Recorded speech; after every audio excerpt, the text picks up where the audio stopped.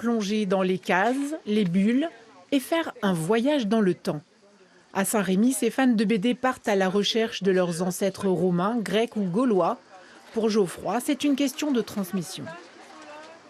J'ai toujours été attiré par, d'une part, la BD et l'histoire. Et donc, c'est une manière pour moi de faire découvrir aux enfants toute cette partie-là et leur permettre de s'ouvrir, en fait. Le Forum de la BD pose ses valises dans le site archéologique de Glanum pour 2 jours. Chaque année, depuis 10 ans, le festival mobilise un public passionné par l'Antiquité. Je pense qu'il y a une certaine fascination pour ces grandes civilisations anciennes, disparues, et je dis toute la mythologie qui va avec les Romains et les Grecs essentiellement, avec ce côté guerrier, toutes les divinités qu'on rencontre.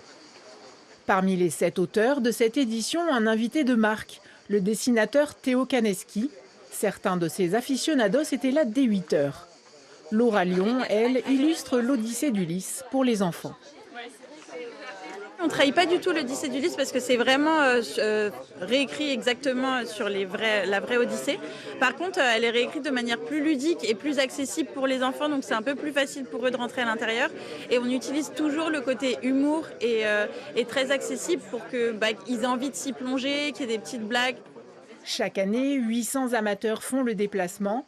Et pour que l'immersion soit complète, une maquette et des ateliers permettent aux visiteurs de se projeter dans les modes de vie de l'Antiquité.